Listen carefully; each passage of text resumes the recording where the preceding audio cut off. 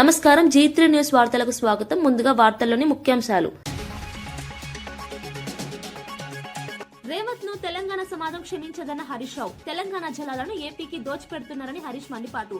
కత్తి చంద్రబాబుది, పొడిచేది రేవంత్ రెడ్డి అని విమర్శ. చంద్రబాబుకి గురుదక్షిణ చెల్లిస్తున్నాడని మండిపాటు.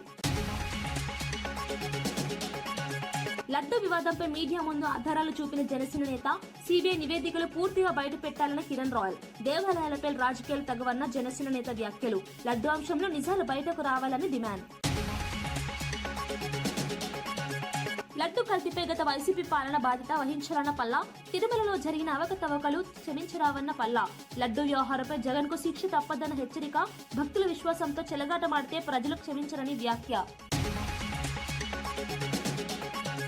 కాంగ్రెస్ నామినేషన్ ర్యాలీలో బండ్ల కృష్ణమోహన్. ఫిరాయింపు లేదన్న తీర్పు తర్వాత కాంగ్రెస్ ర్యాలీలో ఎమ్మెల్యే. స్పీకర్ తీర్పును అపహాస్యం చేస్తున్న బండ్ల కృష్ణమోహన్ చర్యలు. పార్టీ మారకుండా ప్రచారం చేయడం నైతికతేనా అంటూ విమర్శలు.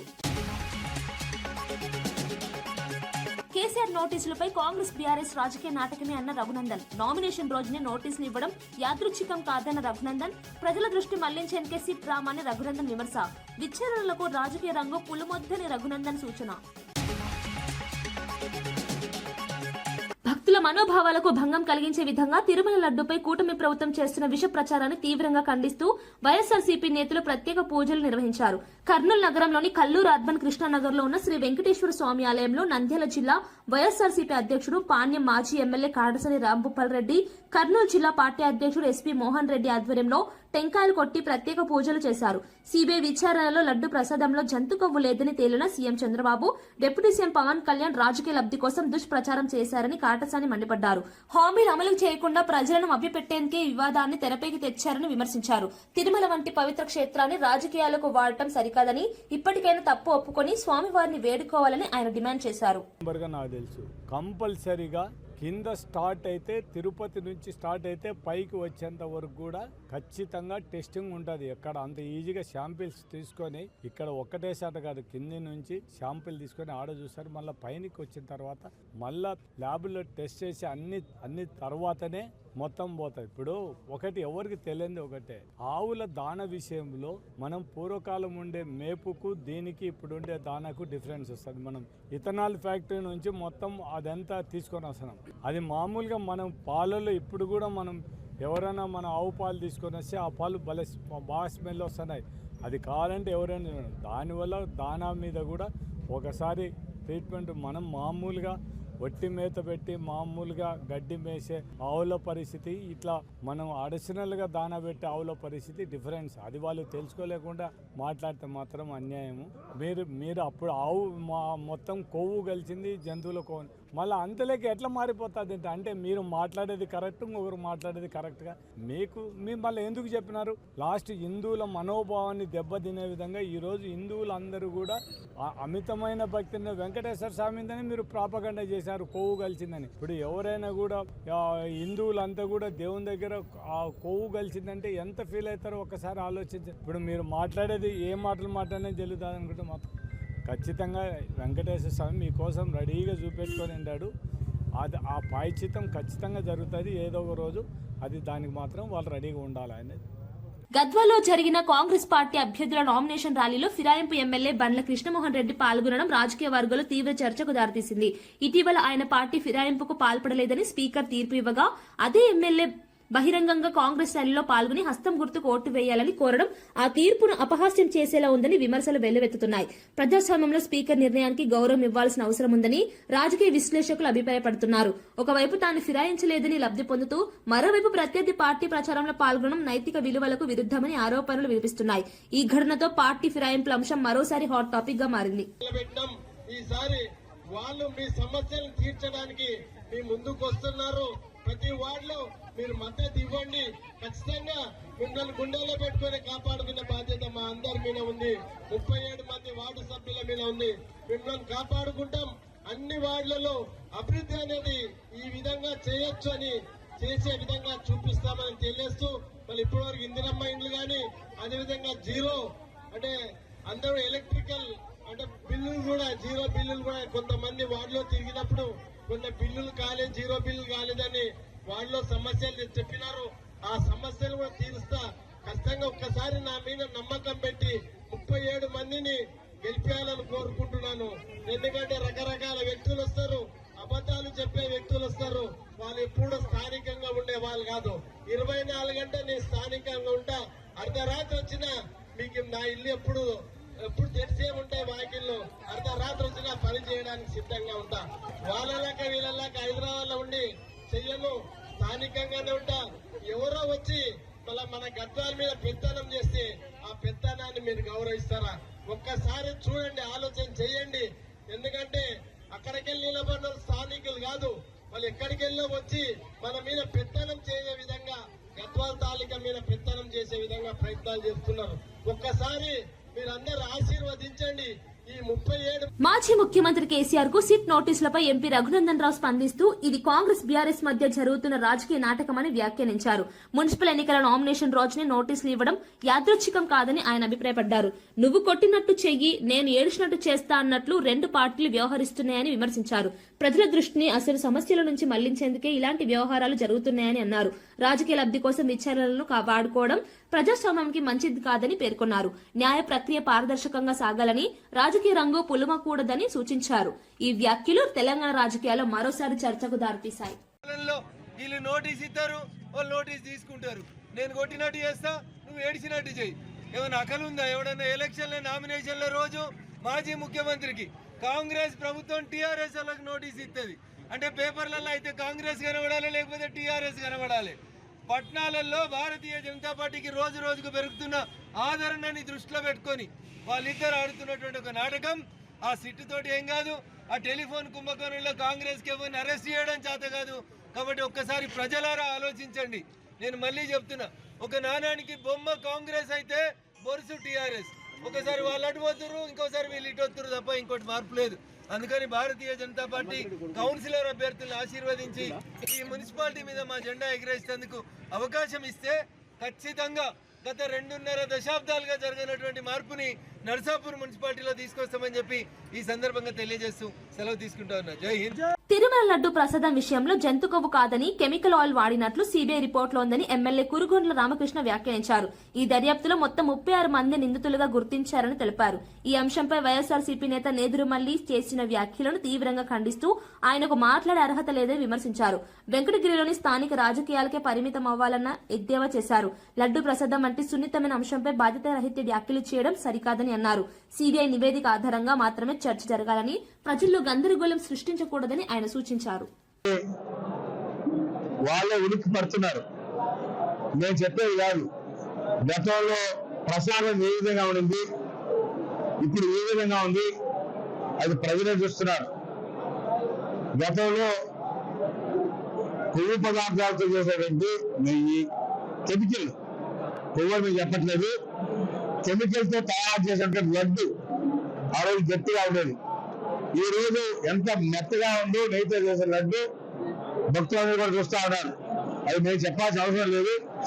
గతంలో లడ్డు తిన్నారు, ఇప్పుడు లడ్డు తింటున్నారు. కాబట్టి వాళ్ళు ఏవైతే మాట్లాడారో నేను కొవ్వు చెప్పడం లేదు. కెమికల్ తో తయారు చేసినటువంటి లడ్డు గట్టిగా ఉండింది, అంతేగాని మీరు కొవ్వు అని మేము ఉండట్లేదు. ఆయన మరి ముఖ్యమంత్రి చంద్రబాబు నాయుడు మీద, పవన్ కళ్యాణ్ ఉప ముఖ్యమంత్రి మీద మాట్లాడడం చాలా ఆశ్చర్యంగా ఉంది. ఆయన ఇక్కడ ఎమ్మెల్యేకే తక్కువ, ఆయన ముఖ్యమంత్రి ఉప ముఖ్యమంత్రి గురించి మాట్లాడడం చాలా ఆశాస్పదంగా ఉంది. కాబట్టి ఏదైనా రాజకీయ వెంకటగిరిలో చేయి, నువ్వు పేదవేత్త కాదు, ఏదో లేక ఆడబోతున్నావు. మళ్ళా నువ్వు ఏదైనా ఉంటే ఏదో చెప్పు, నీకు చెప్తా సమాధానం. కాబట్టి ఇది విషయం తెలుసుకొని మాట్లాడాలని చెప్పమని తెలియజేస్తా ఉన్నాను. చిట్టు గ్రీన్ చిట్ ఇవ్వాల, కానీ అది నెయ్యి కాదు, కెమికల్స్ అని చెప్పి నిర్ణయం చేసింది. కావాలంటే సిట్ రిపోర్ట్ తెప్పించుకోండి. మీరు దానిలో 36 మంది అరెస్ట్ అయ్యారు. ఇంకా కొంతమంది కావాలని వాళ్ళు ఉన్నారని చెప్పి తెలియజేస్తా ఉన్నా. ఫోన్ ట్యాపింగ్ కేసులో సిట్ విచారణకు కేసీఆర్ ను పిలిస్తే బీఆర్ఎస్ నేతలు చేస్తున్న ఆందోళన అర్థం కావడం లేదని కాంగ్రెస్ నేత బల్మూరి వెంకట్ వ్యాఖ్యానించారు. స్వయం ప్రతిపత్తి గల సిట్ తన విధులను నిర్వహిస్తుంటే ముఖ్యమంత్రి రేవంత్ రెడ్డిపై అనవసర ఆరోపణలు చేయడం హాస్యాస్పదమని అన్నారు. చట్టం తన పని తాను చేసుకుంటుందని, ఇందులో రాజకీయ జోక్యం లేదని స్పష్టం చేశారు. విచారణను రాజకీయంగా మలిచే ప్రయత్నమే బీఆర్ఎస్ చేస్తోందని విమర్శించారు. చట్టానికి అందరూ సమానమేనని, ఎవరైనా విచారణకు సహకరించాల్సిందని పేర్కొన్నారు. ప్రజలను తప్పుదో పట్టించే ప్రయత్నాలను కాంగ్రెస్ తిప్పికొడుతుందని ఆయన స్పష్టం చేశారు. సిట్ విచారణకి కేసీఆర్ ని పిలిస్తే బీఆర్ఎస్ పార్టీ నాయకులు హరీష్ రావు వాళ్ళందరూ గగ్గోలు పెడుతున్నారు. టీఆర్ఎస్ నాయకులంతా కూడా ఏదో జరగరాంది జరిగిపోయిందని చెప్పి హడావిడి చేసే ప్రయత్నం చేస్తారు. సిట్ విచారణకి ముఖ్యమంత్రి రేవంత్ రెడ్డి గారికి ఏం సంబంధం? సిట్ తన పని తాను చేసుకుంటూ ఈ ఫోన్ ట్యాపింగ్ వ్యవహారంలో లబ్ధి పొందిన వాళ్ళు, ఫోన్ ట్యాపింగ్ కి సంబంధం ఉన్న వారిని అందరినీ కూడా, లేదా ఫోన్ ట్యాపింగ్ చేయబడ్డ వారిని, చేసిన వారిని, లేదా ఆ విచారణకి సంబంధించిన మొత్తం వ్యవస్థని, అందులో అత్యధికంగా లబ్ధి పొందిన వాళ్ళని కూడా ఈ విచారణకి పిలవడం జరుగుతుంది. దాంట్లో భాగంగానే ఈ యొక్క విచారణ అంతిమానికి చేరిందని చెప్పి కేసీఆర్ ఏదైతే అత్యధిక ఈ ఫోన్ ట్యాపింగ్ ద్వారా లబ్ధి పొందారు కాబట్టి ఆయనని విచారణకి పిలవడం జరిగింది. కేసీఆర్ ఏదో హరీష్ రావు పదే పదే జాతిపిత అంటే, హరీష్ రావు నువ్వో బీఆర్ఎస్ పార్టీ నాయకులు జాతిపిత అంటే కేసీఆర్ జాతిపిత అయిపోడు. కేసీఆర్ చరిత్ర సృష్టించిన వాడా లేదా చరిత్రహీనుడా తెలంగాణ ప్రజలందరికీ కూడా తెలుసు. నిజంగా తెలంగాణ ప్రజల్ని ఇబ్బంది పెట్టింది, నిజంగా తెలంగాణ ప్రజల ఉసురు పోసుకుంది. 10 ఏళ్ల మీ పరిపాలనలో ఏం చేసిరో ప్రజలందరికీ చాలా స్పష్టంగా ప్రజలవన్నిటిని కూడా గమనించారు. చట్టానికి అందరూ సమానమే. సిట్టు విచారణకి అందరూ వెళ్ళినప్పుడు కేసీఆర్ ఏదో అతీతుడు, మహాత్ముడు, సిట్టు విచారణ పిలవకూడదు, సిట్టు విచారణకి కేసీఆర్ ని హాజరు కాకూడదు, పిలవడం తప్పు అనే విధంగా మున్సిపల్ ఎన్నికల్లో నీచానికి దిగజారి ఏదైతే మీ రాజకీయ లబ్ధి కోసము ప్రచారం చేసే ప్రయత్నం చేస్తున్నారు.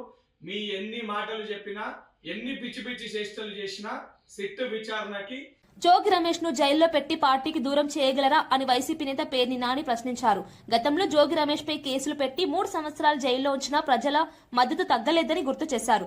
మైలవరంలో జోగి రమేష్ విజయం ప్రజల తీర్పేనని అన్నారు. రాజకీయ ప్రత్యర్థులను భయపెట్టేందుకు కేసులు పెట్టడం కూటమి ప్రభుత్వ విధానమైందని విమర్శించారు. జగన్ కు దగ్గరైన నేతలను లక్ష్యంగా చేసుకుని అక్రమ కేసులు నమోదు చేస్తున్నారని ఆరోపించారు. ప్రజల సమస్యలపై పోరాడే నేతలను ఎంత వేధించినా ప్రజల మనసుల నుంచి దూరం చేయలేరని అన్నారు. జోగి రమేష్ పై పెట్టిన కేసులే ఆయనకు మరింత ప్రజాదరణ తెచ్చాయని వ్యాఖ్యానించారు. ప్రజాస్వామ్యంలో తుది తీర్పు ఎప్పుడూ ప్రజలదేనని, అక్రమ అరెస్టులు, రాజకీయ కక్షలు ఎక్కువ కాలం నిలవని స్పష్టం చేశారు.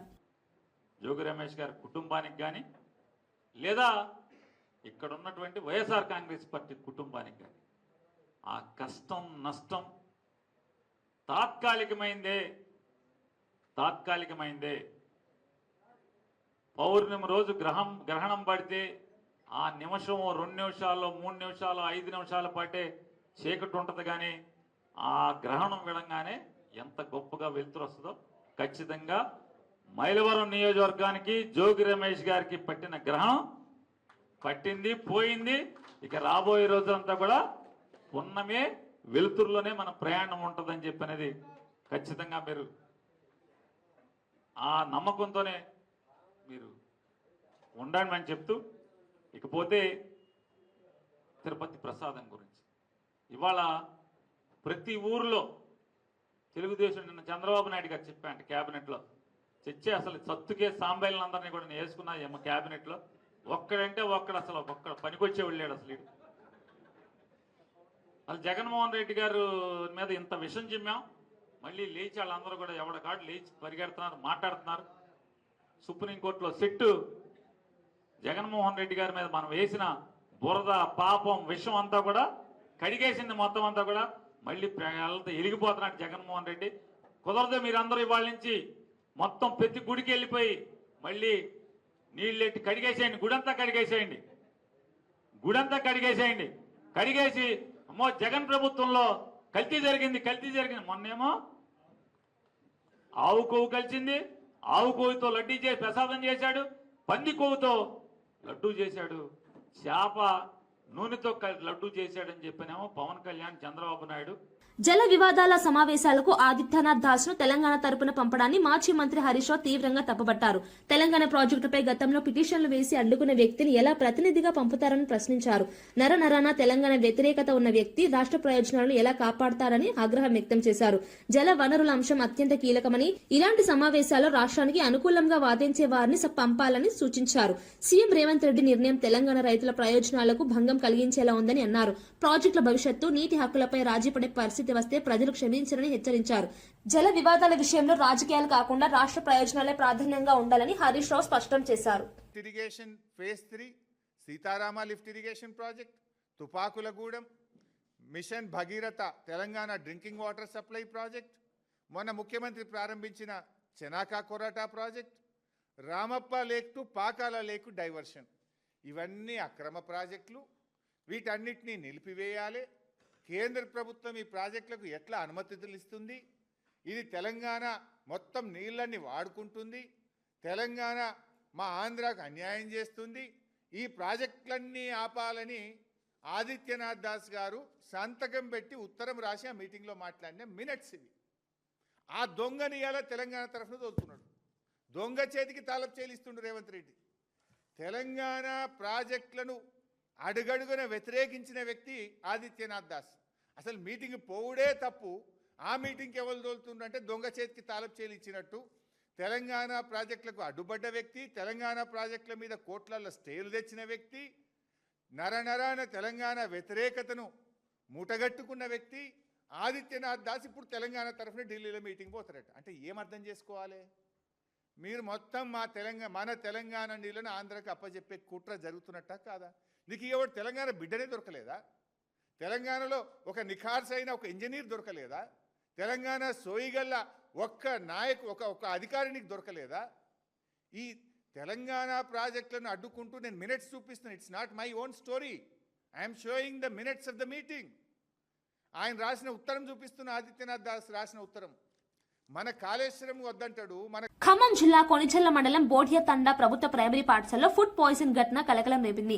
మధ్యాహ్న భోజనం తీసుకున్న అనంతరం సుమారు 30 మంది విద్యార్థులకు వాంతులు, విరోచనాలు, కడుపు నొప్పి వంటి లక్షణాలు కనిపించాయి.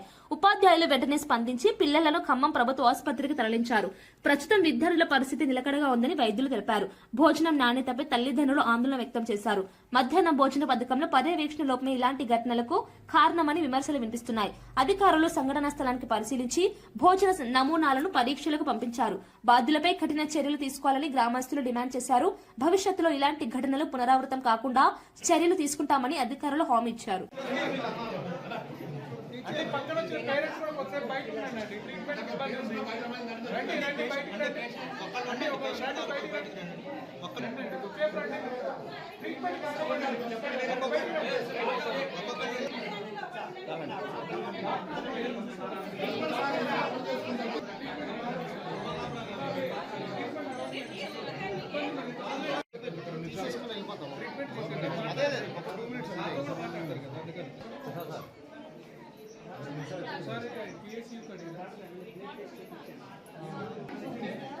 అన్నా లోగో దియనా, లోగో దియ.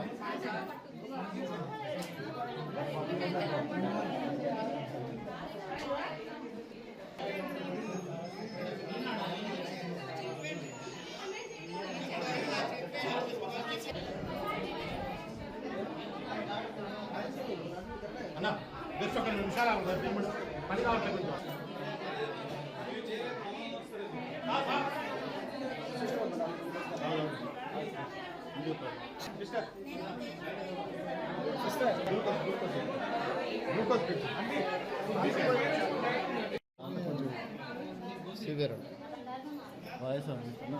తిరుమల లడ్డు వివాదంపై జనసేన నేత కిరణ్ రాయల్ మీడియా ముందు నెయ్యి, పాలు, కెమికల్ బాటిల్ చూపిస్తూ వైసీపీపై విమర్శలు చేశారు. లడ్డు తయారీలో ఉపయోగించిన పదార్థాలపై అనుమానాలు ఉన్నాయని అన్నారు. సిబిఐ నివేదికలను పూర్తిగా ప్రజల ముందు పెట్టాలని డిమాండ్ చేశారు.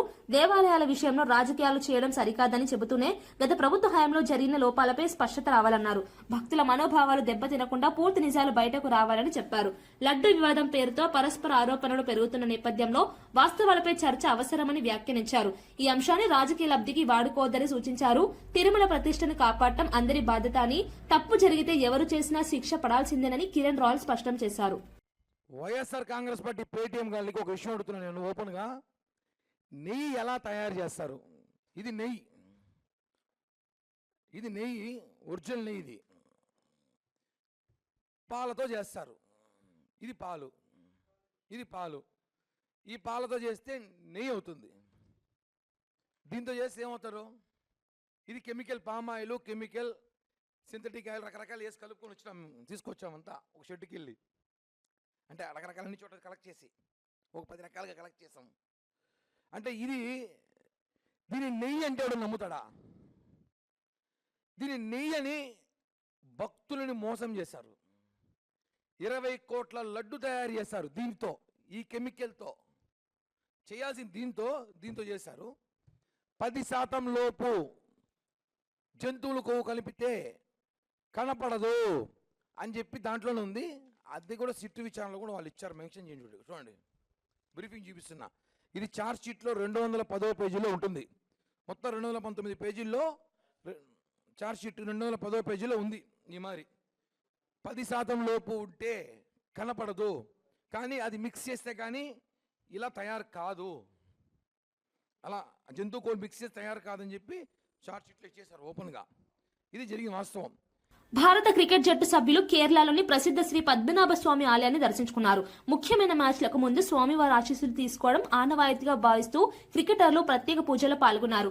ఆలయ అధికారులు వారికి సంప్రదాయ స్వాగతం పలికారు. దర్శనానంతరం వేద ఆశీర్వచనాలు అందజేశారు. క్రికెటర్ల దర్శనంతో ఆలయ పరిసరాల్లో భక్తుల సందడి పెరిగింది.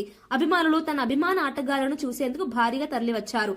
దేశానికి విజయాలు అందించాలని ప్రార్థించినట్లు సమాచారం. క్రీడాకారులు ఆధ్యాత్మిక విశ్వాసాన్ని కొనసాగిస్తూ ఒత్తిడిని దూరం చేసుకునేందుకు ఇలాంటి దర్శనాలు ఉపయోగపడతాయని క్రీడా వర్గాలు అభిప్రాయపడుతున్నాయి. ఆలయ దర్శనం అనంతరం క్రికెటర్లు ప్రశాంత వాతావరణంలో కొంత సమయం గడిపినట్లు తెలిసింది.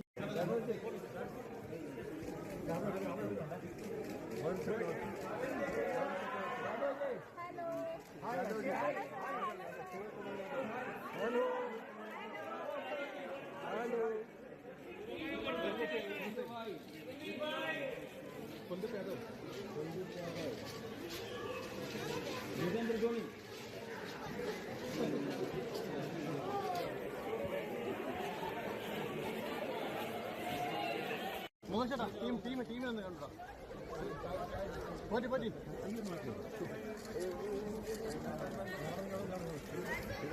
క్యాప్టెన్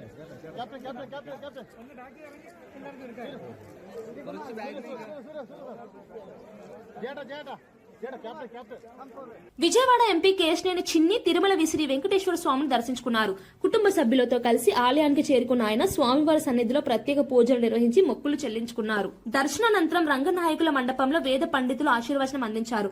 అనంతరం ఆలయ అధికారులు తీర్థ ప్రసాదాలు, శేష వస్త్రాలను అందజేశారు. దేశ ప్రజలు సుఖశాంతులతో ఉండాలని, రాష్ట్ర అభివృద్ధికి దైవ ఆశీస్సులు ఉండాలని ఆయన ఆకాంక్షించారు.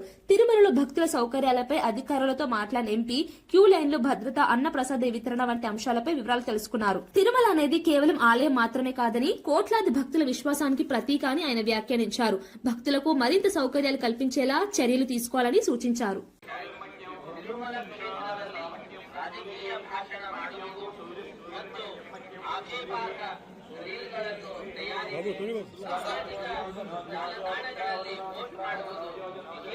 காட்சிகளை உருவாக்கி சமூக ஊடகங்களில் பதிவிடுவது கடுமையாக தடை செய்யப்பட்டுள்ளது. ಓಂ ನಮೋ ವೆಂಕಟೇಶಾಯ. ರಾಜಕೀಯ ಭಾಷಣ ಮಾಡುವುದು ಮತ್ತು ಆಕ್ಷೇಪಾರ್ಹ ರೀಲ್ಗಳನ್ನು ತಯಾರಿಸಿ ಸಾಮಾಜಿಕ ಜಾಲತಾಣಗಳಲ್ಲಿ ಪೋಸ್ಟ್ ಮಾಡುವುದು ನಿಷೇಧಿಸಲಾಗಿದೆ. ಉಲ್ಲಂಘಿಸಿದವರಿಗೆ ಕಾನೂನು ಕ್ರಮ ಕೈಗೊಳ್ಳಲಾಗುತ್ತದೆ.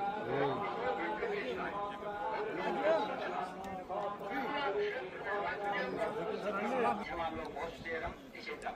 అతిక్రమించిన ఎడల చట్టపరమైనటువంటి చర్యలు తీసుకోబడతాయి. వెంకటేశాయ. భక్తர்களுக்கு அறிவிப்பு. திருமலையில் அரசியல் சார்ந்த உரைகள் நிகழ்த்துவது, எதிர்ப்புக்குரிய காட்சிகளை உருவாக்கி சமூக ஊடகங்களில் பதிவிடுவது கடுமையாக தடை செய்யப்பட்டுள்ளது. விதிமுறைகளை மீறினால் சட்டப்படி நடவடிக்கை எடுக்கப்படும் என திருமலை திருப்பதி தேவஸ்தானம் எச்சரிக்கிறது.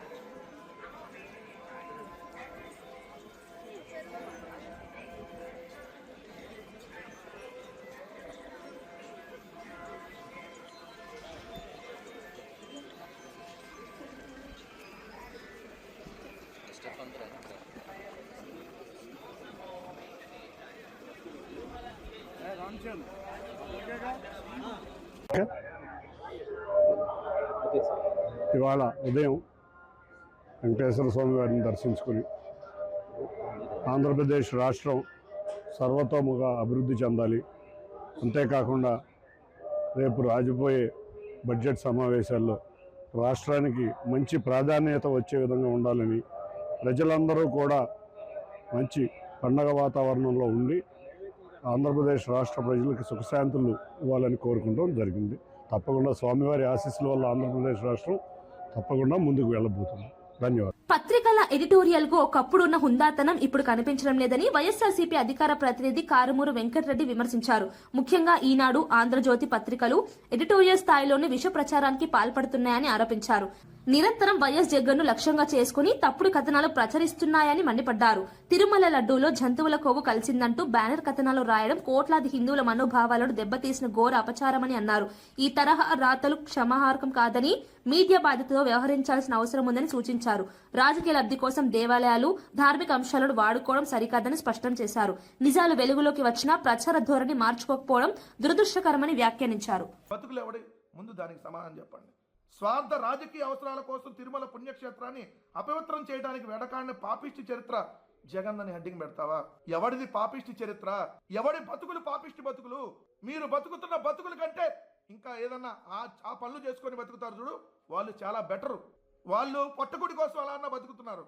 మీరు కదా రాజకీయ స్వార్థం కోసం తిరుమల వెంకటేశ్వర స్వామిని రోడ్డు మీదకి లాగి ప్రపంచం మొత్తం తిరుమల పవిత్రను దెబ్బతీసేటట్టుగా రాజకీయ స్వార్థం కోసం, రాజకీయ ప్రయోజనాల కోసం, మీ రాజకీయ బ్రోకరేజం కోసం పంది కొవ్వు, గొడ్డు కొవ్వు అని చెప్పి వార్తలను రాసినటువంటి పాపిష్టి చరిత్ర, పాపిష్టి బతుకులు, నీచమైన బతుకులు. ఖచ్చితంగా మీకు గరుడ పురాణాల కంటే ఎక్కువ శిక్షలు పడతాయి. మీ పాపం పండే రోజు దగ్గరలో ఉంది కాబట్టి ఇంకా బరి తెగించి ఇలాంటి వార్తలు రాస్తా ఉన్నారు. చంద్రబాబు నాయుడు గారి కోసం ఎట్లాంటి లత్కోర్ పనులైనా చేసే మీరు ఏ పాపిష్టి వార్తలైనా మీరు రాయగలరు. ఆ పాపిష్టి చరిత్ర, నీచ చరిత్ర మీది. ఎలాంటి బట్టల్లా కూడా కార్టూన్లు వేయించిన చరిత్రలో మీ ఇత్తుల మారితనంలో జగన్కు సరిజోడైన భూమన కరుణాకర్ రెడ్డి లాంటి వారు కల్తీ నెయ్యిని వాడే ప్రసక్తే ఉండదని బొంకుతున్నారు.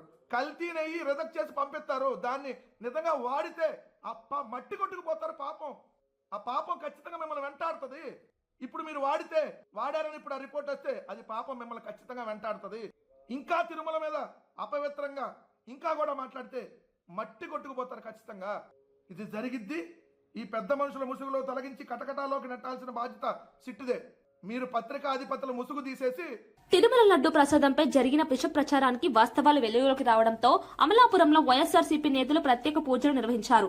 అమలాపురం నియోజకవర్గ కోఆర్డినేటర్ డాక్టర్ పినిపే శ్రీకాంత్ ఆధ్వర్యంలో శ్రీ వెంకటేశ్వర స్వామి ఆలయంలో పూజలు చేశారు. స్వామివారిపై జరిగిన అపవాదులు తొలగినందుకు కృతజ్ఞతగా ఆలయ ధ్వజస్తంభం వద్ద 200 కొబ్బరికాయలు కొట్టి మొక్కులు చెల్లించారు. ఈ సందర్భంగా మీడియాతో మాట్లాడిన నేతలు రాజకీయ ప్రయోజనాల కోసం దేవాలయాలను వాడుకోవడం తగదని అన్నారు.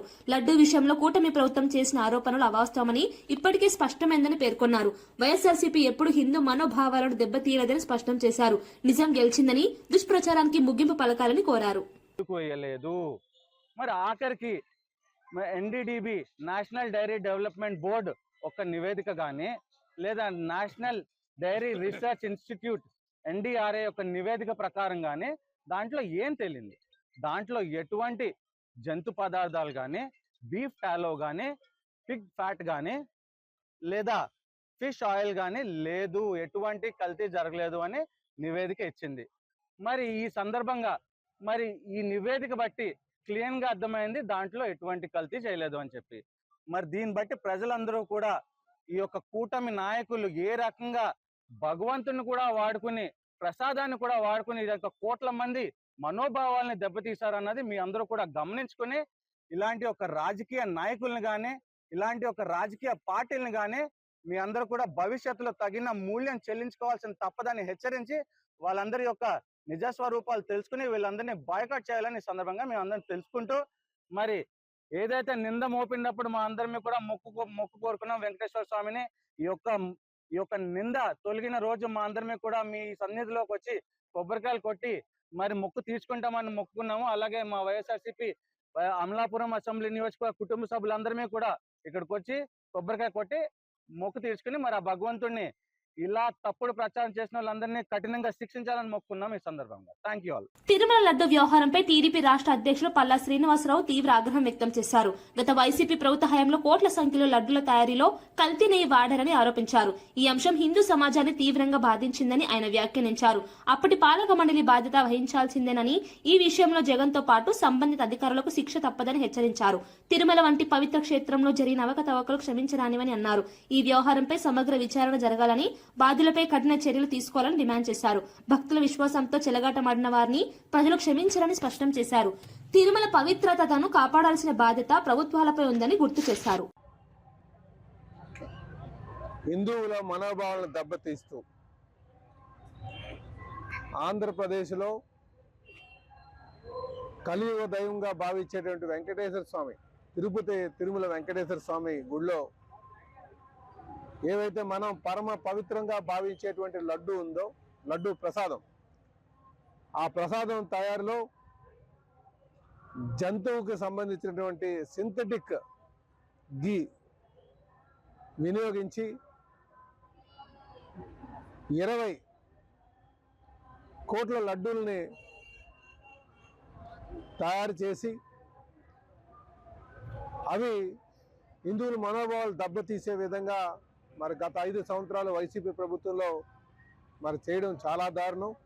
తిరుమల లడ్డూ తయారీలో కల్తీ నెయ్యి వాడిన విషయంపై టీటీడీ చైర్మన్ బిఆర్ నాయుడు సంచలన వ్యాఖ్యలు చేశారు. ఒక్క ఆవు లేకుండా, చుక్క పాలు లేకుండానే నెయ్యి తయారు చేశారని ఆరోపించారు. సిబిఐ ఛార్జ్ షీట్ లో కల్తీ నెయ్యి వాడినట్టు స్పష్టంగా ఉందని తెలిపారు.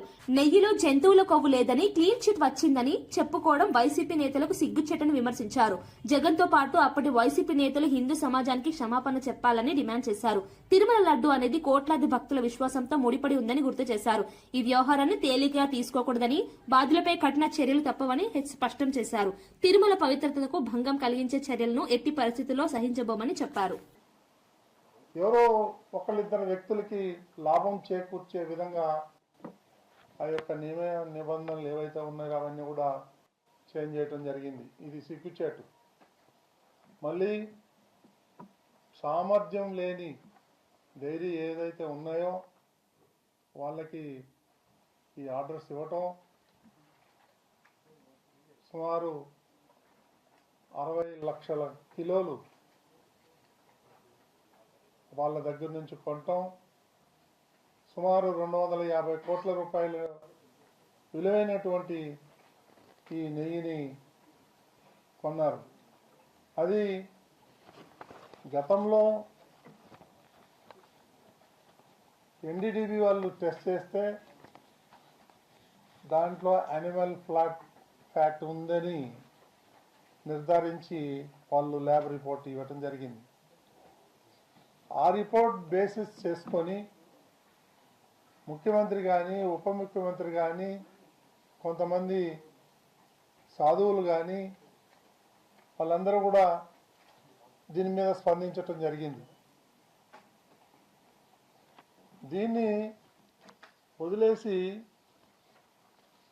మాకు క్లీన్ చిట్ వచ్చింది, దాంట్లో యానిమల్ ఫ్లాట్ లేదు, అది లేదు, ఇది లేదు అని బుకాయించడం వాళ్ళందరికీ సిగ్గుచేటు. కొంతమంది ఇక్కడి నుంచి ఈ బోలేబాబా డైరీని ఎవరైతే ఓ నలుగురు టీటీడీ నుంచి పంపించారు, ఈ గజ దొంగలు, వాళ్ళు వీళ్ళకన్నా మోసగాళ్ళు. వాళ్ళు పోయి వెరిఫై చేస్తే ఒక్క ఆవు లేదు, ఒక్క చుక్క పాలు లేదు. వార్తలు ముగించే ముందు ముఖ్యాంశాలు మరోసారి. రేవంత్ ను తెలంగాణ సమాజం క్షమించదన్న హరీష్ రావు. తెలంగాణ జలాలను ఏపీకి దోచిపెడుతున్నారని హరీష్ మండిపాటు. కత్తి చంద్రబాబుది, పొడిచేది రేవంత్ రెడ్డి అని విమర్శ. చంద్రబాబుకి గురుదక్షిణ చెల్లిస్తున్నాడని మండిపాటు. లడ్డు వివాదంపై మీడియా ముందు ఆధారాలు చూపిన జనసేన నేత, సిబిఐ నివేదికలు పూర్తిగా బయట పెట్టాలని కిరణ్ రాయల్. దేవాలయాలపై రాజకీయాలు తగవన్న జనసేన నేత వ్యాఖ్యలు. లడ్డు అంశంలో నిజాలు బయటకు రావాలని డిమాండ్. లడ్డు కల్తీపై గత వైసీపీ పాలన బాధ్యత వహించాలన్న పల్లా. తిరుమలలో జరిగిన అవకతవకలు క్షమించరావన్న పల్లా. లడ్డు వ్యవహారంపై జగన్ కు శిక్ష తప్పదన్న హెచ్చరిక. భక్తుల విశ్వాసంతో చెలగాటమాడితే ప్రజలు క్షమించరని వ్యాఖ్య.